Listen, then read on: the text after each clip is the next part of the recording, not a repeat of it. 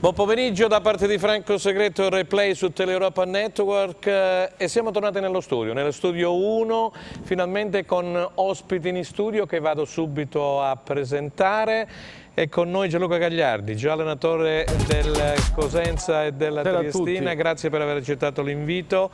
Ci parlerà della questione tecnico-tattica delle partite sia del Cosenza che del Crotone. Poi abbiamo un gradito ospite, collega della Gazzetta del Sud, Vittorio Scarpelli. Ciao a tutti, grazie pure a te Vittorio per aver accettato l'invito. Dicevamo, siamo ritornati in questa bellissima scenografia. Dallo studio 1 avremo qualche telefonata con ospiti importanti anche per quest'ultima giornata di giugno. Siamo arrivati al 30 giugno e naturalmente l'attenzione focalizzata sulla Serie B.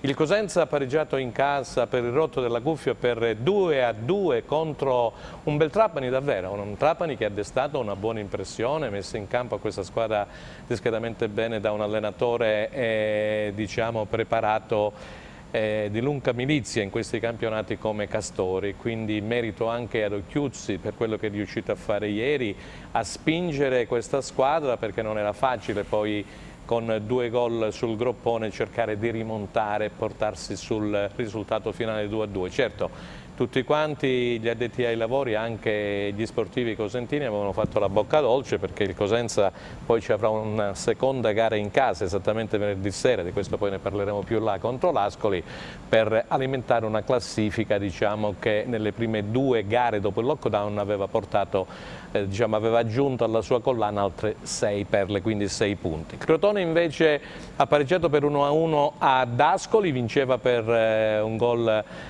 diciamo di Barberis, ha colpito anche Due Legni, è stato sfortunato. Poi sentiremo anche Stroppa che si è dichiarato non molto soddisfatto perché le partite vanno chiuse, all'Ascoli oltretutto mancavano un po' di giocatori tra squalifiche e infortuni. Alla fine è uscito fuori un pareggio e poi il Crotone dovrà vedersela nel turno successivo contro il Benevento. E allora, dopo aver presentato gli ospiti, io direi di andare a vedere immediatamente la classifica generale, i primi risultati con la classifica generale. Eccola qua, grazie a Luca Chito in regia, grazie a Mario Scarpelli che guida la camera. Allora, Ascoli Crotone 1-1, Benevento Juve Stabio 1-0, Chievo Verona batte Frosinone 2-0, Cittadella batte Perugia 2-0, Cosenza Trapani abbiamo detto 2-2, a Livorno, poi parleremo anche del Livorno, caro Vittorio, che c'è una vittoria dell'ultima ora, Venezia batte Livorno 2-0, con questa vittoria il Venezia insomma si tira fuori definitivamente o quasi dalla zona diciamo bassa. Pescara Empoli 1-1, Pordenone batte Entella 2-0, pareggio pirotecnico alla Recchi di Salerno tra Salernitana e Cremonese per 3-3, poi alla Spezia il Pisa ha battuto appunto la formazione di casa, inaspettatamente per la verità, un 2-1 che non si aspettava nessuno. Io ieri ho seguito anche qualche trasmissione televisiva fino a tarda notte, c'era Bortolomuti a Rai Sport, diceva proprio di questo passo falso inaspettato. Andiamo a vedere subito la classifica generale della Serie B col Benevento che ha festeggiato fino alle luci dell'alba questo ritorno in Serie A con 7 giornate di anticipo, quindi Benevento 76, Crotone 52 raggiunto dal Cittadella, poi troviamo Spezia 50, 48 punti Pordenone Frosinone, 45 il Chievo Verona, a 44 la Salernitana, 43 il Pisa, 42 l'Empoli, 41 Virtus Entella, 40 Perugia, poi 39 punti per Venezia e Pescara, 36 Juve Stabia, 34 Cremonese, 33 punti per l'Ascoli, poi 31 per il Cosenza, 29 per il Trapani. Chiude la classifica generale, abbiamo visto il Livorno, del Livorno c'è una notizia dell'ultima ora, sembra che Spinelli voglia mandare a casa i 2/3 della rosa, dovrebbero rimanere in 7-8, ma in questo caso si falserebbe poi il campionato. Torniamo in studio, allora grazie ancora a Gianluca Gagliardi. Che vogliamo dire di questa situazione di classifica del Benevento? I complimenti a Pippo Inzaghi glieli abbiamo già fatti. Sì, emerge innanzitutto questo straordinario risultato del Benevento che, ripetiamo, insomma, vincere con 7 giornate di anticipo senza mai essere stato in discussione significa veramente aver fatto un lavoro entusiasmante da parte dell'intera equipe, come diceva lo stesso Inzaghi ieri, partire dalla società che ha messo a disposizione dell'allenatore una rosa di tutto rispetto. a finire al direttore sportivo, che è Pasquale Foggia, che mi dicono stia con la squadra 24 ore su 24, è molto vicino alla squadra e alla società. Sì, mi sorrido anche per il Cittadella, rivederlo lì puntualmente, addirittura secondo in classifica, vuol dire che il lavoro, la serietà di una società medio-piccola, per non dire piccola, diciamo, paga a distanza di anni e conferma l'operato di un allenatore che, pur cambiando gli uomini, il risultato evidentemente resta sempre positivo. Dalla parte destra... Ecco, la parte destra poi volevo fare intervenire pure sì. Vittorio Scarpelli. No, sottolineo soltanto che da quello che ho visto e mi ricordo, il Cosenza è la squadra che dopo l'Entella, se non sbaglio, ha subito meno reti. Questo significa che la nostra criticata, forse eccessivamente, fase difensiva, io dico, anche se poi si parla maldestramente dei difensori, non è così deficitaria rispetto a tante altre squadre. Allora, Vittorio Scarpelli, abbiamo visto la classifica generale. Per quanto riguarda le squadre in basso, hai visto la Cremonese poi pareggiato per 3-3, rocambolesco, in maniera rocambolesca alla Rechi, pure con un uomo in meno, poi c'è stata l'espulsione anche della Salernitana. L'Ascoli ha ciuffato il Crotone con un gol dell'ex di Trotta. Cosenza non è andato, come dicevamo, oltre il 2-2, il pari interno al San Vito Marullo. Fa specie... Trapani ti ha destato una buona impressione o no? Il Trapani è una squadra in salute, lo era anche prima del lockdown, ma obiettivamente chi l'ha vista ieri all'Opera al Marulla non può non accorgersi anche dei valori di questa squadra. Ha alcuni tra i giovani più interessanti, lo abbiamo detto anche prima, nella nostra anteprima privata, c'erano un po' di giocatori scuola Atalanta, quindi il portiere Colpani, poi c'è Dal Monte che ha avuto problemi personali, ma la carriera di questo ragazzo potrebbe decollare da un momento all'altro. A 23 anni non è un ragazzino, ma non è neanche, diciamo, un veterano, quindi il Trapani ha fatto bene. La mia curiosità è andare a testare un pochino la prima classifica dopo 3 turni. Se ci dimentichiamo del passato, andiamo a vedere che squadre come il Cosenza, il Venezia e il Trapani sarebbero in zona promozione al momento, no? Se andassimo, insomma, a considerare solamente queste 3 partite. Ciò significa che là sotto si corre. Là sotto si corre, tanto che squadre come l'Ascoli e la Cremonese, la stessa Juve Stabia, sono state inevitabilmente risucchiate anche nella corsa per non retrocedere direttamente. Quindi questo è un campionato anche indecifrabile. La vittoria del Pisa sul campo della Spezia, lassù addirittura si stanno prendendo a cazzotti per non seguire il Benevento, che ha creato un solco. Insomma, questo è un campionato indecifrabile, tutto può succedere. Buon per il Cosenza, perché tutto può succedere, significa che anche una squadra data per spacciata fino a un mese fa può ritornare in corsa, e noi siamo tra quelle. Benissimo, allora io direi a Luca Chito in regia di mandarci subito gli highlights del Cosenza e poi la prima telefonata. Andiamo a vedere subito quello che è successo ieri sera al San Vito Marullo, perché ce lo chiedono in tanti, molti non hanno seguito la partita, quindi gliela facciamo vedere subito. Grazie Luca.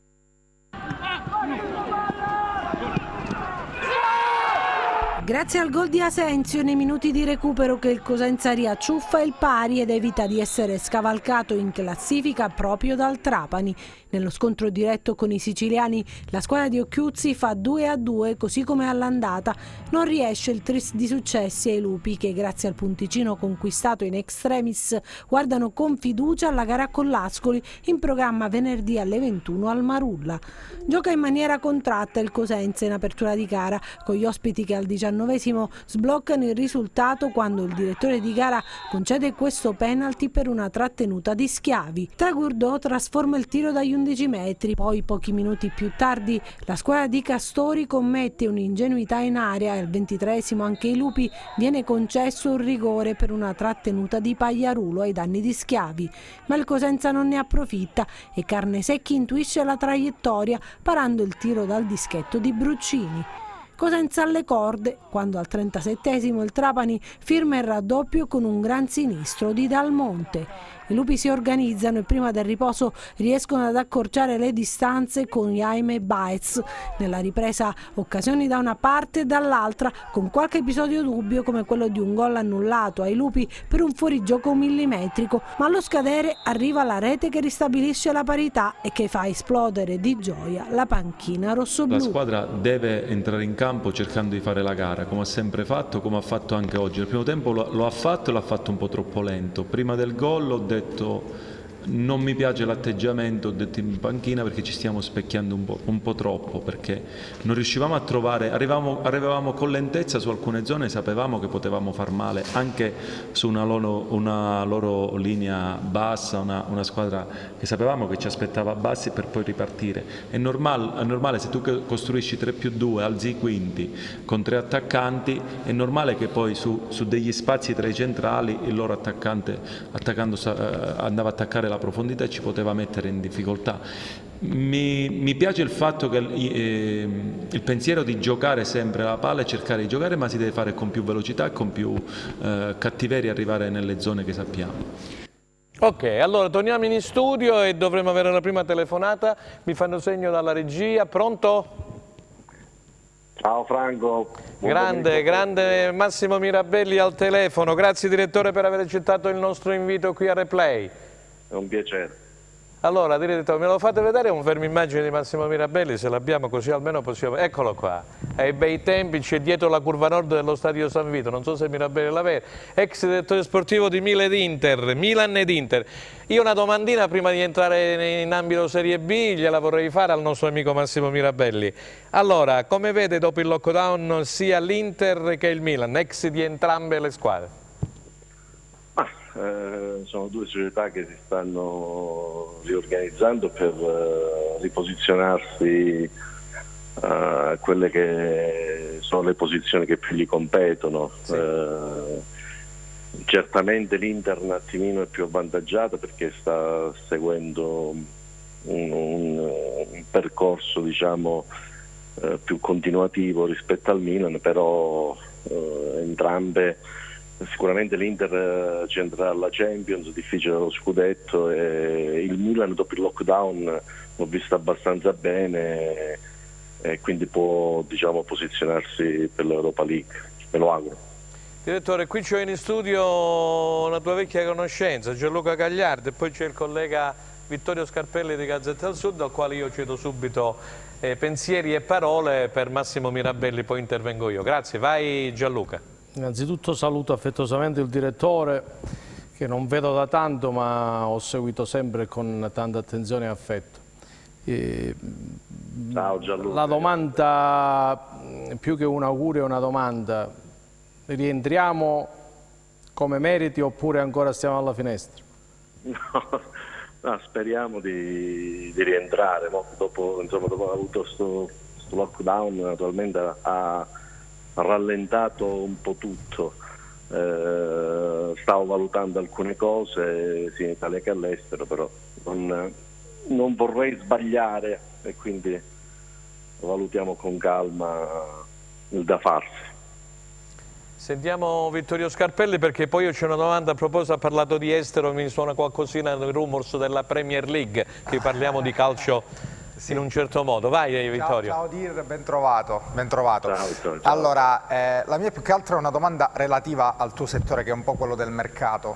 L'Inter ha preso Hakimi a un prezzo più basso rispetto a quello pre-lockdown, diciamo. Ecco, che tipo di mercato si prospetta dalle squadre forti Serie A a scalare, quindi fino ad arrivare alla Serie B dopo il lockdown? È davvero così facile poterlo fare per le società, visto che i prezzi saranno stracciati o quasi, oppure l'esempio di Hakimi è solo un caso, diciamo? No, non è un caso, bisogna adeguarsi a quello che è il momento, che non è un momento facile per l'economia italiana e quindi ricade anche nel nostro settore, che è il calcio, quindi penso che sarà un mercato dove ci vorrà tanta creatività, fantasia, perché secondo me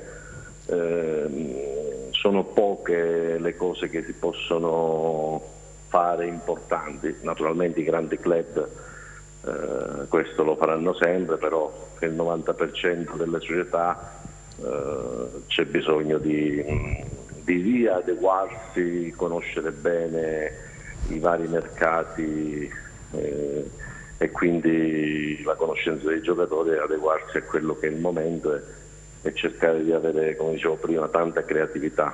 Spese folli è difficile farne in questo momento. Vittorio, volevi chiedere qualcos'altro? Proprio al volo sul discorso Milan, non pensi che le critiche che poi ti furono state rivolte all'epoca sulla gestione del mercato, magari del Milan, del Milan o dell'Inter? Del Milan. Siano state ingenerose, visto che comunque da quando poi sei andato via tu non mi pare che le cose siano migliorate, anzi mi pare che stiano andando anche peggio, al di là di questi acuti, cioè evidentemente c'è qualcosa di diverso che non va in una società così gloriosa come il Milan, la squadra che ha rappresentato meglio l'Italia in Europa per diversi decenni.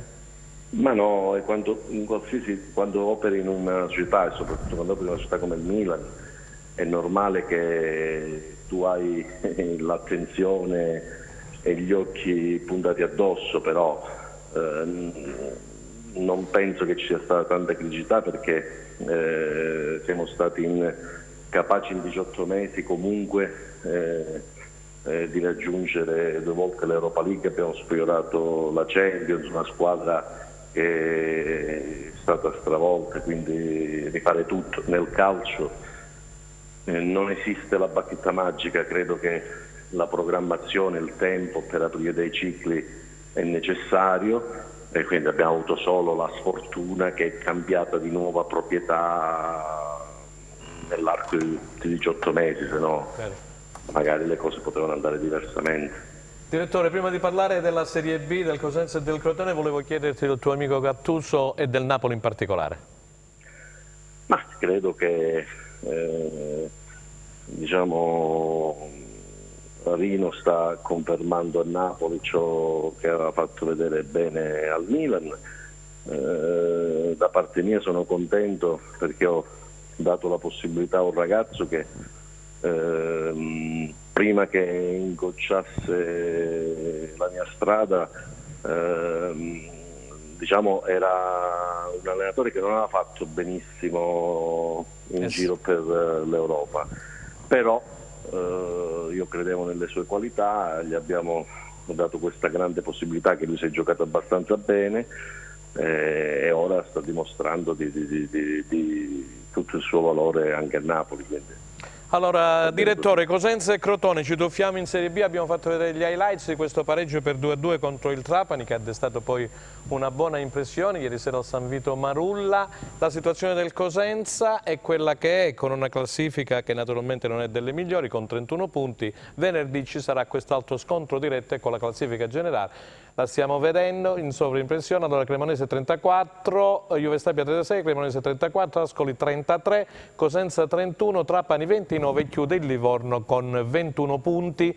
Dicevo che è notizia di queste ore che sembra che il presidente del Livorno, Spinelli, voglia mandare a casa 2/3 della rosa, che lasciare solo 7-8 giocatori e poi aggiungere a questi altri praticamente ragazzi della primavera. Sarebbe un campionato falsato, insomma, dopo tutto quello che è successo quest'anno in Serie B. Comunque, parliamo del Cosenza e del Crotone, direttore. Ma innanzitutto è l'augurio che il Crotone possa andare in A e il Cosenza possa rimanere in B. Entrambe le squadre io credo che vivano di un periodo ottimo, non bisogna, perché è vero che il Crotone dall'A poi è sceso in B, ma ritornerà presto secondo me in Serie A. Anche il Cosenza per me è stato un ciclo importante, perché non lo guardiamo solo ora che lo vediamo lottare per la salvezza, però la squadra, non bisogna dimenticarsi da dove sono partiti, hanno scalato diverse categorie. Franco sa bene cosa vuol dire la Serie B a Cosenza, è una cosa molto importante, quindi bisogna difenderla ben di stretto, ma soprattutto bisogna stargli vicino, che comunque stanno facendo qualcosa di straordinario, e in questo sono contento che partecipa dopo questo lockdown, è entrato in pista il nostro amico Roberto Chiuzzi, e che infatti proprio di Roberto volevo chiederti qualcosa, tu l'hai avuto dimostrando, già sapeva in giro che aveva delle qualità importanti come allenatore, le sta dimostrando bene, e speriamo che possa raccogliere i frutti con la salvezza del Cosenza. È un periodo particolare, delicato, perché si deve salvare. Un consiglio del direttore Massimiliano Mirabelli per Occhiuzzi, tu l'hai avuto mi pare a Cosenza, pure a Rendi, o no? Sì, ma non solo, l'avevo portato come a Rossano, poi a Rende e poi a Cosenza. Roberto non ha bisogno dei miei consigli, io dico sempre che bisogna sempre rimanere se stessi, lui deve rimanere se stesso e mettere in campo quelle che sono le sue conoscenze, quelle che sono le qualità, con grande personalità. Lui questo lo fa bene, ha carattere, anche se può sembrare mollo, diciamo. Quindi taciturno, però è un ragazzo che ha carattere, vede bene il calcio, quindi l'augurio è che veramente possa fare bene insieme al nostro Cosenza. Grazie allora, grazie. E poi no, scusa, vorrei Prego direttore. Vorrei vedere Gagliardi più che a fianco a te, lo vorrei vedere nei campi di calcio, che più è una cosa che alla quale tieni in modo particolare, dai. Gli si accosta meglio, diciamo, dai. Speriamo di vederlo in uno staff tecnico importante, magari col direttore generale o direttore sportivo Massimiliano Mirabelli. Ho sentito della Premier, poi seguiremo anche appunto quello che succederà al direttore. Grazie Massimo per essere intervenuto a Replay. Un abbraccio. Grazie della disponibilità. Allora, che belle parole il direttore, Ma diciamo che sono Ti stima molto. forse di parte, perché con il direttore siamo cresciuti anche calcisticamente insieme, eravamo nei famosi pulcini della Commenda, quindi abbiamo fatto un percorso, dopo lui è andato oltre. Questa mi mancava, i pulcini del Commenda. Sì, eravamo un gruppo. Ma sai perché? Perché mio figlio Marco giocava nel Commenda. Sì, eravamo un gruppo di amici e di compagni di squadra che ci frequentavamo anche fuori dal campo. Ma il direttore era un testa calda quando giocava a calcio. Ma lui era un difensore bello roccioso, me lo ricordo io, no? Sì. Un bel difensore centrale, eh? Ma è stato il primo ad esordire poi con il Rendi G, era un pupillo di Tagliavini. Tagliavini, come no? Me lo ricordo Tagliavini. Si confermò l'anno successivo. Che bei ricordi, eh? Tanta roba questa. Tanta roba. Allora, torniamo a noi, Vittorio Scarpelli. Apriamo la pagina Cosenza prima di andare in pubblicità. Abbiamo visto gli highlights, commentiamo quello che ha detto Chiuz. Ah, c'è già la pubblicità, mi dicono? Ok, allora andiamo subito in pubblicità, riprendiamo dopo. Grazie, restate con Play Teleeuropa.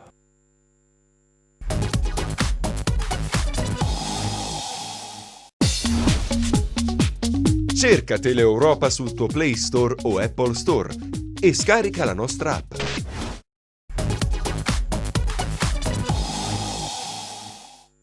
E allora, seconda parte di Replay, diamo subito la parola ai WhatsApp, arrivano tantissimi WhatsApp, bisogna trovare il posto, riferito naturalmente al Cosenza, a Sciaudone, possibilmente vedere Riviera Asensio insieme, Forza Lupi, per me non si può prescindere da Prezioso, dice un altro nostro telespettatore, nei 4 di centrocampo, i 3, questo è ciò che a mio avviso va preso come insegnamento della partita contro il Trapani, ci vuole maggiore cattiveria agonistica a centrocampo, cosa che non ha dimostrato Maciacci, con l'Ascoli devono giocare a centrocampo Bulcini, Sciaudone e Prezioso, un saluto a Pacco, volevo sapere ufficialmente che fine ha fatto Pierini e che fine farà Canutè, questo lo spieghiamo subito perché Canutè, insomma, sanno tutti che dovrebbe aver firmato un precontratto il suo agente con una squadra come il Monaco che probabilmente lo cederà, quindi sicuramente da quelle che sono le nostre notizie, ripeto, dovrebbe, uso il condizionale, non dovrebbe più vestire la maglia rossoblu, poi qualcosina in più ce l'aggiungerà Vittorio Scarpelli di Gazzetta del Sud. Complimenti a mister Chiuzzo, una squadra completamente diversa rispetto a inizio anno, sono sicuro che il Cosenza si salverà, venerdì contro l'Ascoli si deve vincere a tutti i costi, Forza Lupi, venerdì sempre con l'Ascoli, eccetera eccetera, speriamo di portare a casa 3 punti importanti. Vittorio Scarpelli, prima della seconda telefonata volevo sentire te su questo discorso Pierini-Canutè. Allora, il il Cosenza, come tante altre squadre, paga la tipicità del momento. Sì. Abbiamo avuto la Cremonese che con Migliore, ad esempio, che poi non era magari un giocatore determinante, ha avuto lo stesso tipo di problema, c'è chi non vuole rinnovare, chi non accetta Migliore a Cremona, lo spieghiamo, è stato messo fuori rosa. È stato messo fuori rosa. E il Cosenza ha pagato dazio pesantemente, perché ci sono 2/3, dico io, perché la questione della Zerra ancora non è chiarissima, anche perché i rapporti con le società estere non sono quelli... hanno un percorso diverso. Anche a livello burocratico è un unicum, diciamo, questa situazione, quindi ancora non sappiamo come andrà a finire. Il Cosenza paga dazio con Pierini, che lui sostiene, non abbiamo modo noi di dubitare di questo. Certificato medico, pubalgia, curata a Sassuolo, eccetera. Curata sì, a casa. Domani è il 1° luglio però. Domani però è il 1° luglio, ma al di là di questo i prestiti sono stati automaticamente prolungati, quindi in teoria il signor Pierini dovrebbe essere qui, però finché è vivo questo certificato medico ne ha ben donde di restare. Ne prendiamo atto. Ne prendiamo atto senza giudicare. Canutè è chiaro che è di proprietà del Pescara. Canutè è di proprietà del Pescara, ecco, questa è una delle tipicità. Io senza voler essere maliziosi, il Pescara è in lotta per non retrocedere al momento, comunque sicuramente guarda più in basso che in alto, e non ha in maniera, voglio dire, così con un certo lassismo sicuramente non concederebbe. Dici un tu giustamente, pensa potrebbe essere risucchiato? Potrebbe essere risucchiato, quindi intanto va a Cremona. Se la Cremonese dovesse vincere e dovesse vincere anche il Cosenza, ci sarebbe una bella mucchiata. Sì, quindi chiaramente concedere un tuo giocatore ad una squadra in lotta, ma con Canutè, giusto precisarlo, sta accadendo dell'altro, come tu hai giusto precisato, lui è attirato da queste sirene francesi, adesso non si sa, precontratto o non precontratto, adesso non so come andrà a finire, la società ha lasciato trapelare ad arte che lui è afflitto da questo terribile mal di schiena, poi magari è così, ma al di là di questo, lo dicevamo pure prima col mister, in questo momento Roberto Chiuzzi ha bisogno di un certo numero di soldati, che siano 20, 25, 28, ma gente motivata. Chi non è motivato è inutile che scenda in campo, è giusto che giochi chi ha la testa. Ok, allora ci trasferiamo, non so dove, penso a Roma. Mario Somma, buon pomeriggio, mister. Buon pomeriggio a voi. Proprio Grazie. A Roma no, sono sull'Appennino che sto andando a Padova. Stai andando a Padova, grazie per aver accettato l'invito, adesso opinionista di Rai Sport. Allora Mario, stavamo parlando di questo Cosenza, di questa situazione un po' particolare, sui generis di Canutè, sembra che ci sia qualcosina con il Monaco, di questo ragazzo che ha avuto una lomba sciata al giro ultimamente, ieri non ha giocato e da domani in poi non si capiscono bene le normative nuove dopo il lockdown. FIGC potrebbe tornare a Pescara per poi essere magari ceduto, come è successo un po' a Migliore della Cremonese. Ecco, qual è la tua, diciamo, idea, la tua chiave di lettura di questa nuova situazione che si potrà venire a creare? Ma questo dal punto di vista del tesseramento sinceramente non ti saprei dare un giudizio, perché è articolato, è complesso. È complesso, è una cosa nuova, è una cosa nuova effettivamente. Io sono più per il campo che per le carte federali. E allora per il campo introduciamo questo Cosenza, questo pari di questo Cosenza contro il Trapani per la lotta a salvezza, come lo inquadri?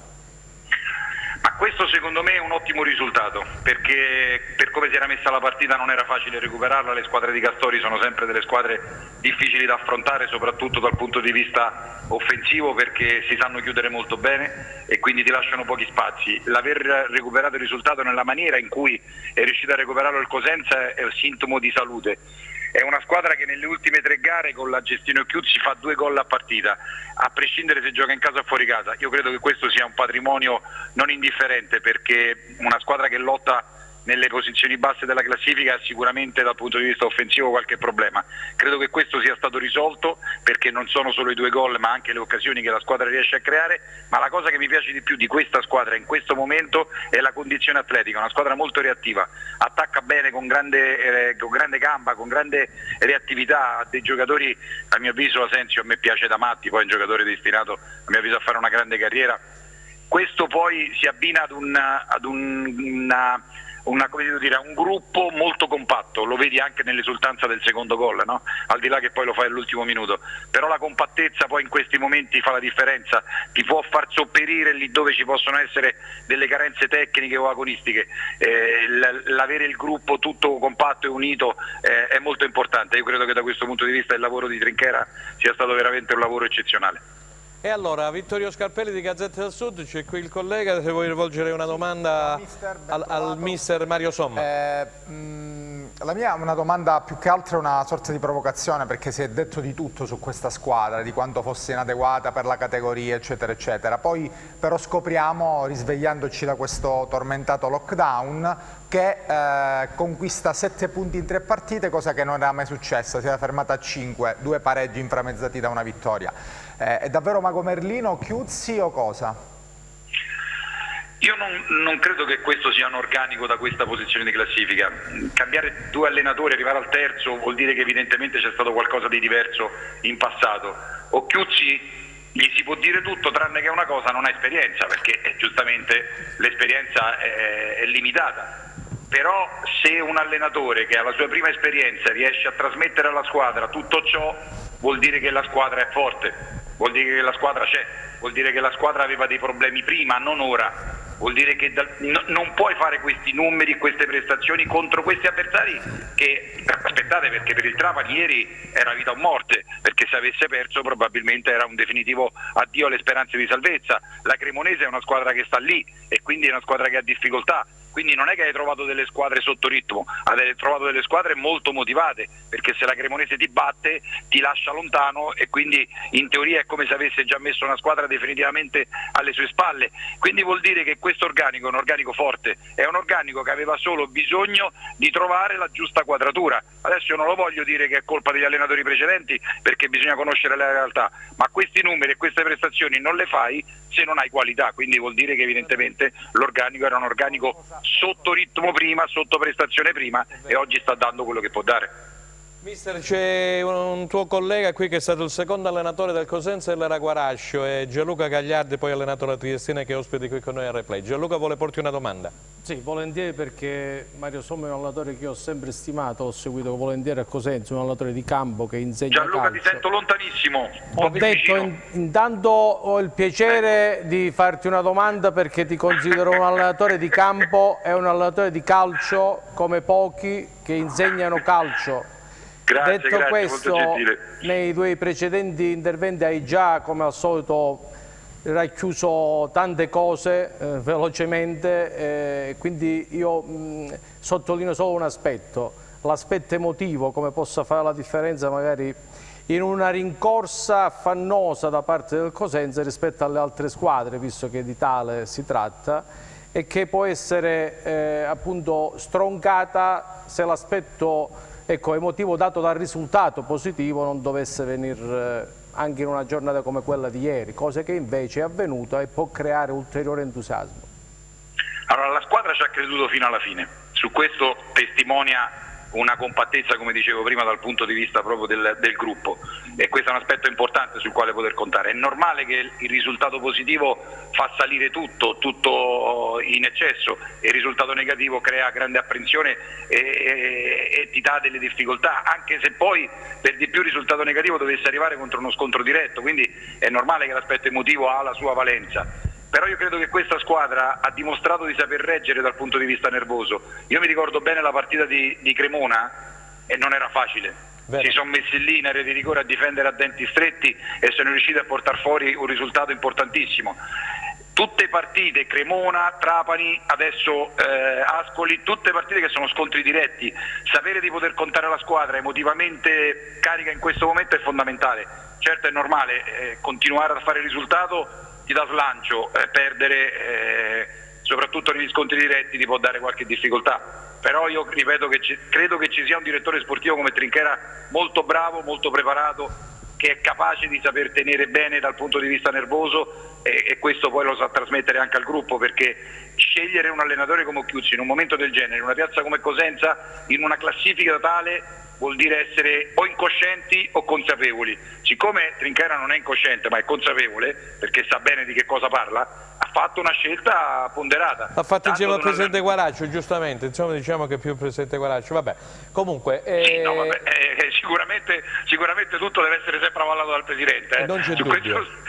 Su questo non si discute, però credo che emotivamente insomma la squadra in questo momento sta rispondendo e mi auguro che possa mantenerlo. Senti perché... Mario, io vedo in difficoltà l'Ascoli ieri dopo No, alcune... no Franco, no, dicevo, no, perché il cambio a livello di risultati, poi ieri è arrivato il pari la squadra. Franco, il cambio dell'allenatore ha trasformato la squadra. Allora, Venezia ha avuto 4 palle gol clamorose, 2 pali interni e 2 palle a porta vuota sbagliate, e ha perso la partita quando già il pareggio gli stava stretto, ma ha fatto una prestazione eccezionale. Ieri aveva di fronte il Crotone, sulla carta forse la squadra più forte della Serie B, sulla carta, di fronte il Crotone è una squadra fortissima, quindi era di fronte a una grande squadra, ha rischiato pochissimo e ha sbagliato un gol clamoroso con Scamacca. Dionigi è un grande allenatore che non ha fatto la carriera fino ad ora che merita di fare, perché è un grande allenatore. Siccome noi siamo del sud, ricordiamoci che lui con il Taranto vinse il campionato di C, perché aveva la penalizzazione, con i punti della penalizzazione lui sarebbe arrivato primo. Quindi questo ti fa capire che tipo di allenatore è, un allenatore fortissimo. Aspettati un Ascoli molto motivato, organizzatissimo, ma soprattutto molto aggressivo.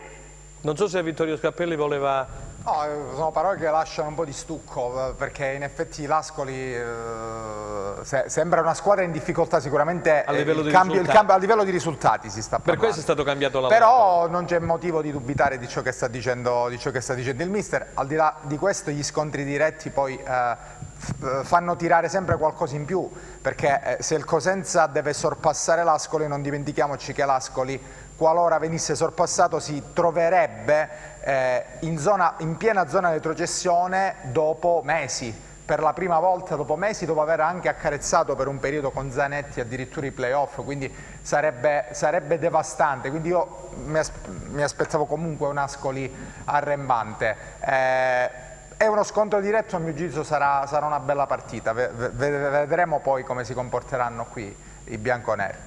Guarda, io per aggiungere e avvalorare quello che è stato appena detto, ti dico, se dovessi guardare una partita tra tutto il turno, guarderei Cosenza Ascoli, perché secondo me è una partita, al di là dal punto di vista del risultato agonistica, molto accesa, ma anche dal punto di vista del contenuto tecnico una bella partita, perché sarà una partita giocata sull'episodio, proprio perché le due squadre affronteranno la gara con un atteggiamento veramente bello da vedere, quindi sarà una grandissima bella partita da vedere. Mister, 2 parole sul Crotone, che dopo il pari di ieri affronterà nel prossimo turno il Benevento, che stanotte ha festeggiato il ritorno in Serie A con 7 gare di anticipo.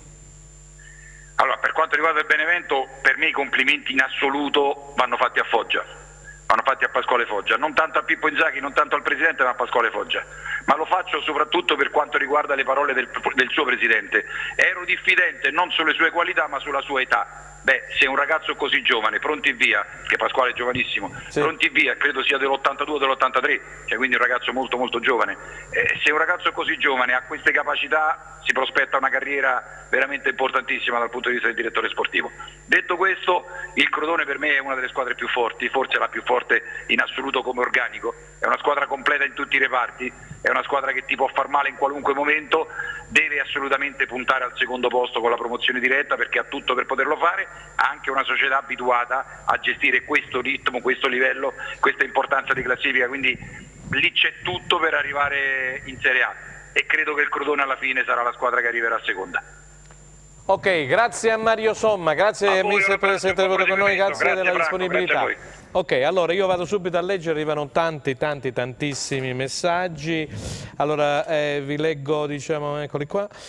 Dunque, un telespettatore parla di uno scippo in danno del Cosenza, il gol di Riviere secondo lui era perfettamente regolare, noi abbiamo visto le immagini, così non ci è parso. Non bisogna perdere assolutamente con l'Ascoli, Canutè se n'è già andato questa mattina, dicono alcuni tifosi da Cosenza, se non vuole rimanere sia lui che Pierini, meglio così, il Cosenza potrà farne a meno.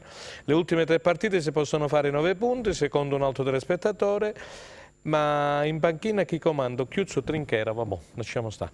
E allora, Vittorio Scarpelli, vedi che i telespettatori praticamente battono sul discorso Canutè, Pierini, Canutà. Allora, secondo me non li vedremo più, questa è una mia sensazione da capelli bianchi, non li vedremo più. Che poi il mister avvalorasse, se lo riterrà opportuno, questa tesi, cioè vorrei tranquillizzare i tifosi, perché intanto il Cosenza non ha conquistato i punti che ha conquistato, pochi, ma qualcuno c'è, per Pierini e Canutè. a mio giudizio hanno inciso pochissimo, se il problema è questo dei tifosi.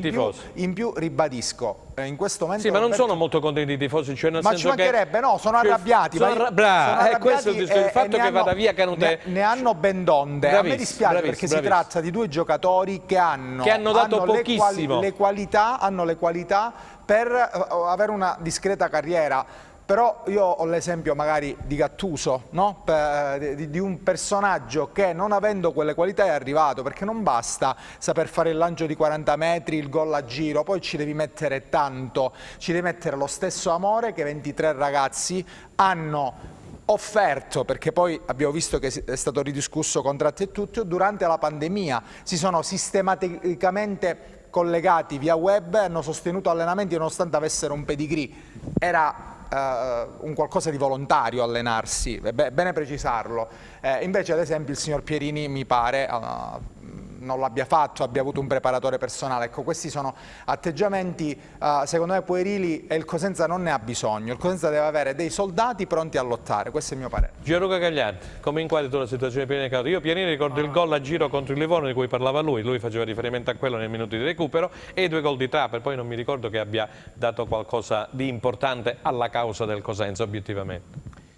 Ma io da allenatore sono ancora più rigido da questo punto di vista, visto che Vittorio ha citato Gattuso, ma Gattuso allenatore, sì. 15 giorni fa ha buttato fuori dal campo un certo Lozano che non si allenava bene, non lo ha convocato. Gulam prima, non lo ha convocato. All'anno dopo. Questo significa dare importanza al gruppo e non ai singoli, dare importanza agli uomini prima che ai giocatori, perché così si raggiungono gli obiettivi. Diversamente il giocatore ti può far vincere la partita ma non ti porterà al traguardo che ti interessa. Indipendente se si chiama Canutè o Pierini, solo Maradona forse e Messi si possono permettere questo lusso e pochi altri nel gioco del calcio.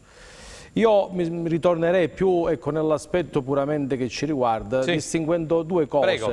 Un aspetto generale che è quello di confrontare questa classifica e questo Cosenza 10 giorni fa ed oggi, per capire l'importanza e l'enorme lavoro che è stato fatto con i punti conquistati che ci hanno permesso di ridurre una classifica che ci sembrava veramente una chimera, no? Dopo 10 giorni da 9 essere a 3 punti dai play-out e giocarci addirittura la salvezza. Questo deve essere considerato l'aspetto positivo prima di ogni altra cosa, di qualsiasi discorso puramente tattico o tecnico.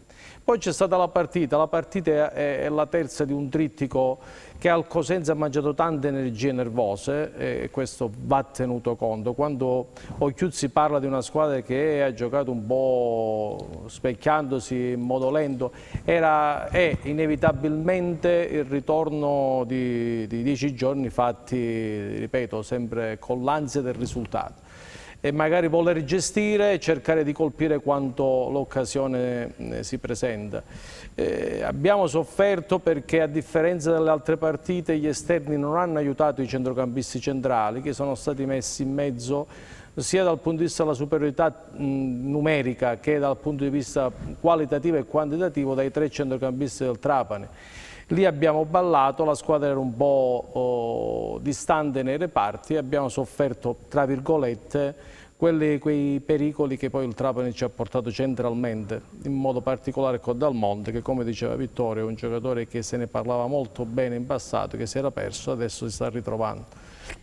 Ma ripartire allo stesso modo venerdì, ricordandoci dove eravamo 10 giorni fa, quindi non aver fatto nulla, ma tanto.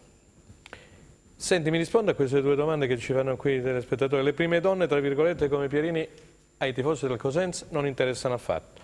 Salve amici, non credete, complimenti per la trasmissione, che l'assenza di Idda con il Trapani non si sia sentita molto. Per fortuna ritornerà con l'Ascoli per difendere una vittoria auspicata da tutti. Idda, la mancanza, sì, l'ho detto a microfoni spenti, molto dinamico. Esatto, è l'unico difensore di quelli che ha a disposizione il Cosenza, che è eclettico, dinamico, rapido nello stretto, capace di, appunto, di preoccuparsi di quella seconda punta che in B ce ne sono tanti, come è successo a Cremona e con Paloma. per caratteristiche, cose che non puoi chiedere specialmente oggi, perché non dimentichiamo che nel calcio quando si sta troppo fermi, quelli che hanno fisico come Schiavi, come Capelà, come lo stesso Monaco fanno più difficoltà, è normalissimo, ad entrare subito in forma. Invece per quanto riguarda Pierini, la gente dimentica, ma è dall'inizio che si parla di Pierini, ne parlava nel bene e nel male Braglia, mi ricordo anche in modo pubblico, ne parlavamo come croce e delizia nei dopo partita, perché è un ragazzo che ha enorme qualità, ma probabilmente non ha trovato da subito l'ambiente che lui forse desiderava.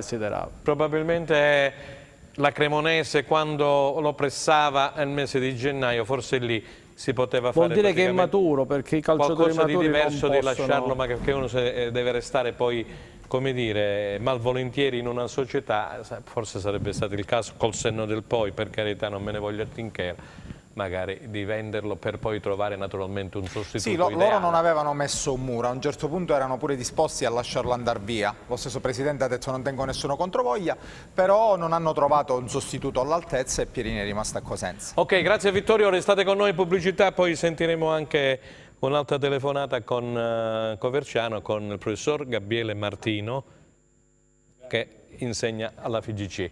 Pubblicità, grazie.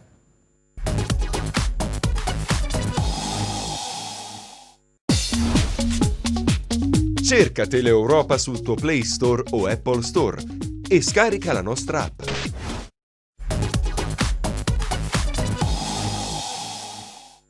Ok, allora terza ed ultima parte di replay per questo lunedì 30 giugno 2020. Io direi di andare a vedere subito, introdurre il Crotone, questo pareggio di Ascoli di cui ha parlato Mario Somma, e vediamo anche i due pali, i due legni colpiti appunto dai giocatori del Crotone, che alla fine sicuramente avrebbe meritato qualcosa di più, ma se non si chiude una gara poi alla fine, a volte come è successo ieri, si rimane, caro Vittorio e caro mister, con un pugno di mosca in mano.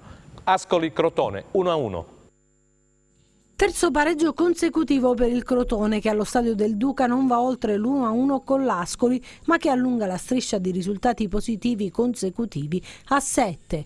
I pitagorici partono subito forte, nonostante il turnover deciso da Stroppa, che butta nella mischia Curado, Barberis, Crociata e Mustacchio. Dopo soli 5 minuti Armenteros colpisce l'esterno della rete sul tiro cross di Mustacchio. È un vero e proprio assedio quello del Crotone, che al 28esimo colpisce anche il palo sinistro al volo di Messias, palla che carambola su Molina e finisce sul legno dopo la deviazione di Leali. Nonostante il pressing forsennato, la prima frazione di gioco termina a reti inviolate, ma anche nella ripresa gli ospiti fanno la voce grossa e l'Ascoli è costretto a contenere le folate degli avversari. Ancora un palo strozza la gioia del gol a Mustacchio e sulla ribattuta Armenteros viene murato in corner. Al 60esimo arriva il meritato vantaggio del Crotone, firmato Barberis, che direttamente sul calcio di punizione sorprende Leali. L'Ascoli prova a reagire con un colpo di testa di Valentini su corner dalla destra, ma Cordaz intuisce tutto e al 72esimo Simi si divora l'occasione del raddoppio, sprecando da posizione favorevole. Gol sbagliato, gol subito, e il pari dei marchigiani arriva puntuale con l'ex Trotta, che davanti a Cordaz non sbaglia e firma l'1-1. Finisce in parità dunque, con i pitagorici che perdono l'ennesima occasione e vengono agganciati al secondo posto dal Cittadella. È difficile commentarla in negativo, perché comunque è una partita che la squadra l'ha fatta, l'ha meritata, la poteva portare a casa. Ci sono stati degli episodi veramente dubbi nella direzione di gara, però diventa difficile commentarla in negativo, anche se poi l'episodio e un paio di episodi dopo aver fatto gol li abbiamo regalati, poi per il resto cosa devi fare? Una volta che arrivi lì non fai gol e non riesci a buttarla dentro, non riesci a chiudere la partita, questo è il calcio. Ok, allora torniamo in studio, abbiamo visto il Crotone, abbiamo sentito anche le dichiarazioni di Stroppa, sicuramente non molto soddisfatto. Abbiamo al telefono il direttore Gabriele Martino. Buon pomeriggio direttore. Ben ritrovati a tutti. Grazie direttore. Allora abbiamo visto questo Crotone, 2 parole sul Crotone e 2 sul Cosenza perché siamo in chiusura. Cosa vogliamo dire? 2-2 del Cosenza, ne abbiamo parlato ampiamente contro il Trapani, una buona squadra il Trapani, e 1-1 l'ennesimo risultato di parità per il Crotone. No, il Crotone che comunque continua a mantenere il secondo posto in classifica, seppur in condivisione con il Cittadella, e che nel mese di luglio si giocherà le importanti chance per andare direttamente in Serie A. E secondo me, pur se la concorrenza è agguerrita, sì, ha le possibilità di arrivarci direttamente. Cosenza invece, che dalla ripresa con alla guida il giovane ma preparato Chiuzzi, nelle 3 partite ha fatto 7 punti, ha ridotto notevolmente lo svantaggio, e che adesso ha le possibilità di evitare la retrocessione al terzultimo posto. Venerdì secondo me si giocherà moltissime chance per questa possibilità nello scontro diretto contro l'Ascoli. Sono convinto che la ritrovata compattezza, il ritrovato entusiasmo e soprattutto la disponibilità dei giocatori di mettersi al servizio del nuovo tecnico, secondo me in questo finale di stagione possono fare la differenza. Insomma, non è più utopistico pensare ad un Cosenza che possa giocarsi le proprie chance ai play-out per la permanenza in Serie B. Direttore, c'è una domanda che vorrei girare subito a te.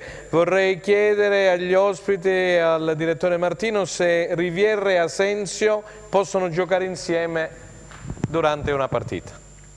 Io ho sempre pensato che i giocatori di qualità possono coesistere, sono quelli di scarsa qualità che è difficile farli coesistere, e quindi credo che Rivière e Asensio possano assolutamente giocare giocare assieme in un reparto d'attacco, e soprattutto con un centrocampo che abbia capacità di filtro ma anche capacità di assist.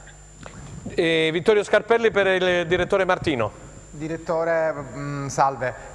Buon pomeriggio. Buon pomeriggio. Una domanda che riguarda il rossoblù in generale, Crotone e Cosenza. Ha più chance il Crotone di salire in A o il Cosenza di mantenere la categoria? Il mio è un augurio che il Crotone e il Cosenza raggiungano i propri obiettivi. Ok, allora ringraziamo il direttore Gabriele Martino per essere stato con noi, perché siamo nei minuti finali della trasmissione. Grazie direttore, grazie per la disponibilità. In bocca al lupo a tutti. Grazie. Allora, vediamo un attimino che mi fanno segno la regia, stanno arrivando tantissimi altri messaggi, ve li vado subito a leggere. Poi la domanda su Asensio e su Rivière, mi puoi rispondere tu? Sei d'accordo con quello che ha detto testé Gabriele Martino? Sì, no, vabbè, quella è una regola che non fa una grinza, i giocatori di qualità trovano loro la posizione e come giocare, soprattutto se si divertono insieme.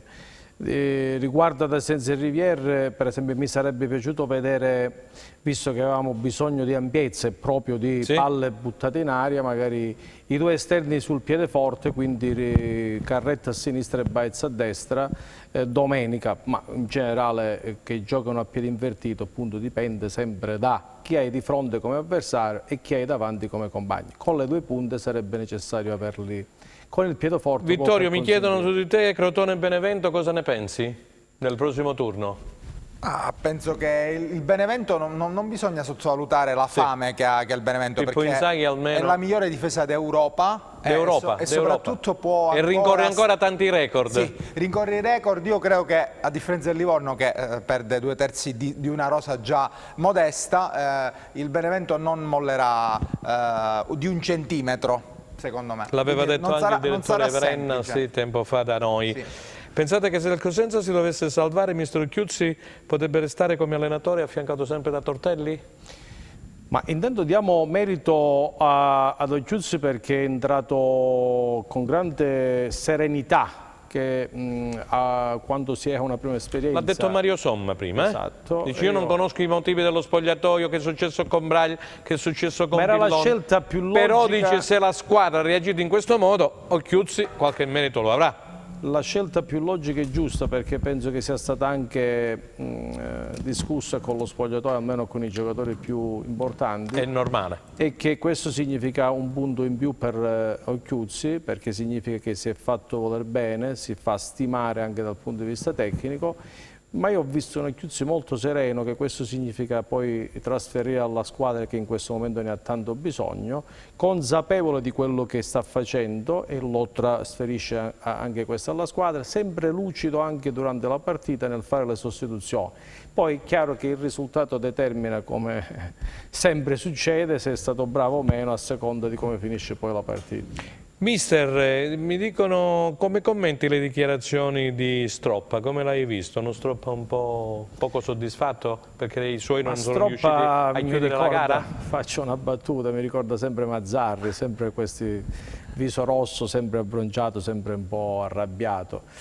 E, guarda, io sono in parte anche qui d'accordo con mister Somma nel dire non la rosa, perché la rosa rispetto al Benevento insomma si equivalgono per qualità e numero di giocatori validi a disposizione, ma come 11 non è inferiore al Benevento, anzi rispetto al Benevento ha un'età media più bassa. Sì. Perché ricordiamoci che queste sono statistiche chicche che le abbiamo noi, ma come vedi studi pure tu, insomma, no? Le studi. Il Benevento, chi ama il calcio, insomma, è difficile non conoscere Maggio o De Musciai, Robertino Insigne. Sono giocatori che insomma vengono dalle serie superiori, però ecco, sottolineare quando si vuole raggiungere l'obiettivo indipendente da quella che è la classifica. Il Benevento a dicembre o novembre, quando è andato a prendere Moncini, eppure aveva Coda, aveva Sau, aveva già insomma, signori miei, gente che proveniva dal Cagliari, dalla Sampdoria. Aveva già un parco davanti importante, eppure è andato a prendere Moncini, che a me piace tantissimo, io stravedo per questo ragazzo. Ciò significa... Lo inseguiva pure Trinchera Moncini, lo ricordi? Come no, poi lo prese... Come dire, per il Cosenza, noi un attacco del genere non l'abbiamo mai avuto negli ultimi 5 anni. Sentiamo Vittorio Scarpelli che ti saluta, viene dunque Pasquale Fusaro da Acri. Complimenti e un saluto in particolare a tutti e a Vittorio, forza Cosenza sempre. Sì, Pasquale, ecco, colgo l'occasione perché Pasquale sta portando avanti comunque una battaglia che è quella di far rientrare i tifosi allo stadio, i diversamente abili, quindi io spero che questa lotta che sta portando avanti Pasquale, anche perché il Cosenza ha bisogno, adesso arriva pure il momento che ha bisogno della tifoseria che vada a rendere il giusto merito per l'impresa che sta cercando di portare avanti. Vediamo se dalla regia siamo pronti con il prossimo turno. Così chiudiamo. Luca Chitto, vediamo se abbiamo il prossimo turno. Eccolo qua, il prossimo turno, Cosenza-Ascoli, Cremonese-Pescara, questo è un altro match importante, Vittorio, ne parlavi tu poc'anzi. Sì. Crotone-Benevento, Frosinone-Spezia, Perugia-Pordenone, Pisa-Cittadella, Salernitana-Juve Stabia, qui il derby, la Juve Stabia viene da 2 o 3 sconfitte consecutive, non è che se la passi tanto bene. Trapani-Livorno, qui scontato quasi il risultato. È l'unica però partita, il resto sono tutte partite secondo me, è il turno più bello. Specialmente se il Livorno dovesse presentarsi con solo 7-8 giocatori e tanti ragazzini della primavera. Sarebbe falsato il campionato, come ho detto all'inizio della trasmissione. Venezia-Empoli, ed l'Empoli guarda che mira con Marino sicuramente ad un posto playoff. Virtus Entella, Chievo, Verona. E allora, mister, abbiamo un minuto a testa. Sì, sottolineiamo 2 cose. Prego. Uno, ringraziamo la Salernitana che ha tenuto la Cremonese a distanza, perché era una partita a un certo punto sembrava morta quando all'88esimo la Cremonese va di nuovo in vantaggio. 2, che la Juve Stabia è in caduta libero quasi, ci fa essere sempre più ottimisti. Anche a livello societario. Ma sì, ma perché ieri dico una cosa brutta forse calcistica. Vabbè, ti facciamo inquadrare o meglio non essere inquadrato? No, in 10, chiedo scusa, la partita è finita, il punto va bene a tutti e 2, finisce là, no? Eppure riesce a perdere. C'è qualcosa che non va. È stato messo in discussione anche l'allenatore perché sembra che abbia il signor Caserta un precontratto col Palermo, eccetera, eccetera. Con il Livorno 2-0 vinceva, 2-0, 1-0. Era 2-1 avanti, poi si è fatto rimontare. Insomma, no, sono brutti segnali. Sono dei brutti segnali, sì, vabbè, per il Cosenza tutto fa pro. Il turno più bello, dicevo Franco, Sì, la prima contro la seconda, 2 o 3 derby. Quindi Crotone e Benevento. Sì, ci sono 2 o 3 derby, quello sentitissimo, insomma, pure toscano. Io Vediamo il penso che prossimo sarà turno, così chiudiamo, siamo sui titoli di coda. Decisivo anche per il Cosenza. Il Cosenza perché Cosenza Ascoli. Sicuramente aspetterà notizie da Cremona e Salerno. È come se si giocasse su 3 tavoli questo turno per il Cosenza, ma di sicuro, a prescindere da tutto, il primo obiettivo è uscire da queste benedette ultime 3 squadre e guadagnarsi questo primo mini step, ovvero uscire dalla retrocessione. Ok, allora abbiamo terminato anche per oggi, grazie a... In bocca al lupo a Rende, Franco, sì, in bocca al lupo a Rende, in bocca al lupo al Catanzaro, in bocca al lupo a tutte le squadre che praticamente sono nei playoff. Vabbè, il Rende chiaramente sono nei playoff. Il Rende sì, che è impegnato appunto in questo discorso per evitare la retrocessione. Allora, grazie, dicevo, a Gianluca Gagliardi per essere stato con noi come primo ospite. Vedi, siamo rientrati in studio, te lo dovevamo, insomma. Grazie a Vittorio Scarpelli di Gazzetta del Sud, un saluto a tutti gli amici e colleghe, grazie a chi ci ha seguito come sempre, andremo in replica alle ore 23 e naturalmente ci vedremo con replay lunedì prossimo 6 luglio, sempre alle ore 15, sempre su Teleuropa Network. Da parte di Franco Saghetti è tutto, arrivederci!